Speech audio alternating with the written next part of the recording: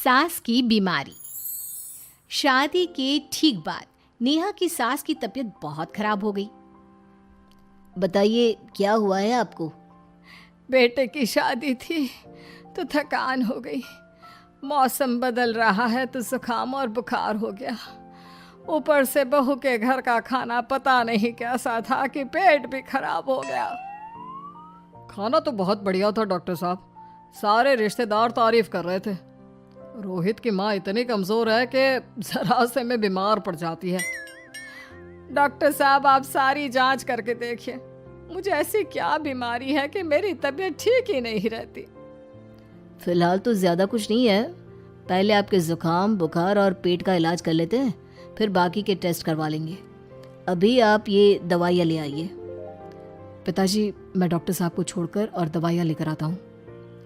माँ जी तो बीमार थी, इसलिए नेहा ने किचन संभाल लिया। माँ जी अब आपकी तबीयत कैसी है? पहले से ठीक है। आप बैठिए, मैं खाना लगाती हूँ। तेरे बाबूजी और रोहित ने खाना खा लिया? रोहित तो टिफिन लेकर ऑफिस गए हैं माँ, और बाबूजी ने खाना खा लिया है। आप शुरू कीजिए। यह क्या, खाने में इतना तेल इतने मसाले? अरे अभी अभी तो तबीयत ठीक हुई है मेरी, तुम क्या मुझे वापस बीमार करना चाहती हो? नहीं माँ जी, ऐसा नहीं है। क्या हुआ? देखो ये बहू ने कैसा खाना बनाया है। खाना तो बहुत ही स्वादिष्ट था। अरे मैं ये खाना खाऊंगी तो बीमार हो जाऊंगी ना। ओह हाँ, बहू को अभी पता नहीं ना तुम्हारे बारे में, रोहित समझा देगा उसे। देख बहू, अच्छे से समझ लेना कि इस घर में कैसा खाना बनता है। हाँ माँ जी, मैं समझ लूँगी, लेकिन अभी आप कुछ तो खा लो।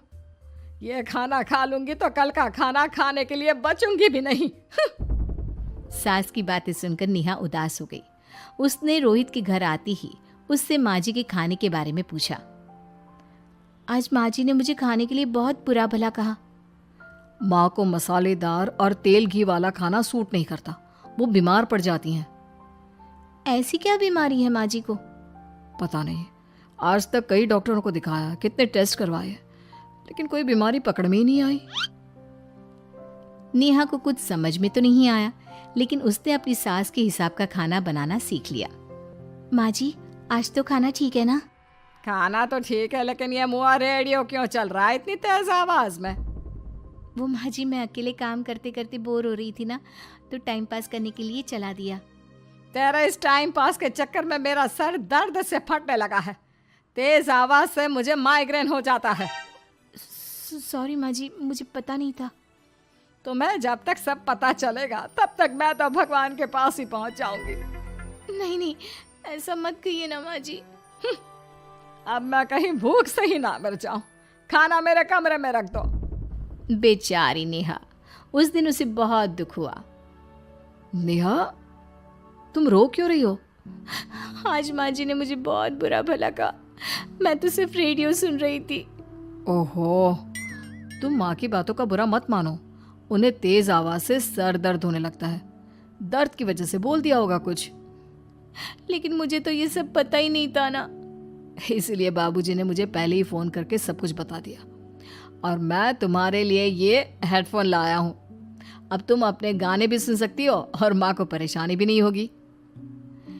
ये सिर्फ एक बात का हाल है, लेकिन माँ को तो हर चीज से परेशानी है। अब क्या कर सकते हैं, माँ बीमार ही इतनी रहती है। लेकिन माँ को ऐसी कौन सी बीमारी है? तुम्हें बताया तो था, किसी भी डॉक्टर को माँ की बीमारी समझ में नहीं आ रही। अब तुम भी ये सब सोचना छोड़ दो, ये हेडफोन लो और अपने पसंद के गाने सुनो। रोहित के गिफ्ट से नेहा की एक परेशानी तो दूर हो गई, लेकिन उसके मन में कई सवाल खड़े हो गए। आज मैं देर से उठाऊं या तुम जल्दी उठ गई? वो माँ जी को कल रात भर सर दर्द हुआ ना, तो जल्दी उठकर उनकी जगह मैंने पूजा कर दी। अरे वाह, अच्छा अच्छा, हे भगवान, ये किसकी करामत है? ये तो माँ जी की आवाज है। चलो चल के देखते हैं। क्या हुआ माँ? अच्छा, यह घर में गुलाब कौन लाया? मुझे नहीं पता, मैं तो अभी उठा हूँ। माँ जी आप कल रात भर सो नहीं पाई, तो मैंने जल्दी उठकर पूजा पाठ किया। घर में फूल नहीं थे ना, तो मैं बाजार से गुलाब के फूल ले आई। नेहा, माँ को गुलाब के फूल की एलर्जी है। अब मुझे ये कैसे पता होगा? अच्छा, तुझे कुछ पता नहीं तो तू वही काम क्यों करती है जिससे मेरी तबीयत खराब हो जाए? रोहित के बाबूजी, ये बहू मेरी जान लेना चाहती है। माँ जी, मुझे ऐसा करके क्या मिलेगा? वो तो तुझे ही पता, लेकिन कुछ तो है। रोहित की माँ, बस करो। बेचारी बहू को कुछ पता ही नहीं है, बस इसलिए उससे गलती हो जाती है। जाओ तुम कमरे में। बहू, तुम रोहित की माँ का बुरा मत मानो। वो अपनी बीमारियों से इतनी परेशान है कि उल्टा सीधा बोल देती है। नहीं नहीं बाबूजी, मुझे बुरा नहीं लग रहा, मुझे चिंता हो रही है माँ जी की बीमारी की। ये बताइए कि माँ जी को ऐसी प्रॉब्लम्स कब से होने लगी? शादी के 6-7 महीने बाद से। बाबूजी, तब घर का माहौल कैसा था? अरे भरा पूरा परिवार था। मेरे बाबूजी, माँ, काका, काकी, मेरे दोनों बड़े भाई, दोनों भाभियाँ, दोनों के 2-2 बच्चे हैं, एक छोटा भाई और एक बहन। सब साथ रहते थे। इतना बड़ा परिवार? हाँ, मैं जब 10 साल का हुआ ना, तब पापा का ट्रांसफर यहाँ हुआ। उसके पहले तक तो हमारी जॉइंट फैमिली ही थी। और माँ जी किस चीज से बीमार पड़ जाती हैं? जब तेज गर्मी हो, ठंड हो या ज्यादा बरसात हो जाए। जब माँ ज्यादा थक जाए, जैसे दिवाली पर घर की सफाई या कोई फंक्शन हो, या ज्यादा मेहमानों के आने से घर का काम बढ़ जाए। तेज म्यूजिक, तेज लाइट या ऐसे कोई तेज स्मेल आ जाए। तो माँ जी की ये बीमारी ठीक हो सकती है। कैसे? सब पता चल जाएगा। आप कल माँ जी की टेस्ट रिपोर्ट लेने जाने वाले हो ना? हाँ। तो सुनिए क्या करना है। अगले दिन रोहित माँ जी की रिपोर्ट्स लेकर आता है। माँ, बाबूजी, नेहा। अरे क्या हो गया रोहित? माँ जी की रिपोर्ट आ गई है। कुछ सीरियस है क्या? जिसका डर था वही हुआ। अरे गोल गोल बातें मत कर, सीधी तरफ बता बेटा, क्या हुआ है मुझे? माँ, आपकी किडनी, लिवर सब फेल हो गया है। आपका दिल भी कमज़ोर हो गया है। डॉक्टर ने कहा है कि आपके पास सिर्फ 1 महीना बचा है। ये क्या बक रहा है? ऐसा हो ही नहीं सकता।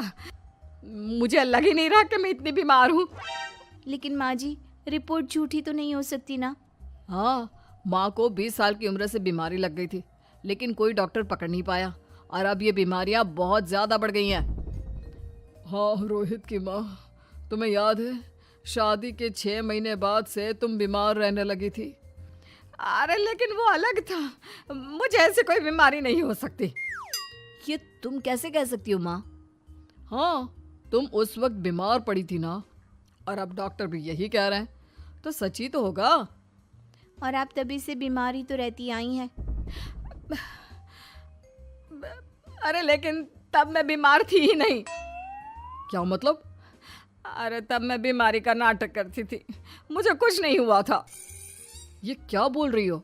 हाँ, घर में इतने सारे लोग थे और सबसे छोटी बहू मैं थी, तो सारा काम मुझे करना पड़ता, इसलिए काम से बचने के लिए मैं नाटक करने लगी। लेकिन आपको अभी भी वही बीमारियां होती है ना माँ? हाँ, अगर नाटक था तो ये प्रॉब्लम तुम्हें अभी क्यों होती है? इसका जवाब मैं देती हूँ। माँ जी कई महीनों तक नाटक करती रही, इसलिए इनके दिमाग ने धीरे धीरे इस झूठ को सच मान लिया और इनका दिमाग उन बीमारियों का एहसास कराने लगा। हैं? ऐसे भी होता है क्या? हाँ माँ जी, इसे प्लेसिबो इफेक्ट कहते हैं। जब आप बात बात पर बीमार पड़ने लगी तो मैंने अपने मामा से बात की जो एक साइकोलॉजिस्ट है। उन्होंने बताया मुझे। तो ये रिपोर्ट्स? मैंने झूठी रिपोर्ट बनवाई थी नेहा के कहने पर, ताकि आप सच बताएं। यानी मुझे कुछ नहीं हुआ? नहीं माँ जी, और आपकी इस प्रॉब्लम का भी सोल्यूशन है। हम किसी अच्छे साइकोलॉजिस्ट को दिखाएंगे और आप जल्द ही ठीक हो जाएंगी। वाह बहू, मैंने तुझे इतना भला बुरा कहा और तूने मेरी जिंदगी भर की तकलीफें दूर कर दी। थैंक यू और सॉरी बहू। अरे मुझे भी तो सॉरी कहो, पूरी जिंदगी तुम्हारी सेवा की है, वो भी झूठ मूठ की बीमारी के लिए। हाँ हाँ, आप भी माफ कर दो मुझे, बस सॉरी। तो इस तरह नेहा ने अपनी सास की बीमारी पकड़ भी ली और ठीक भी कर दी।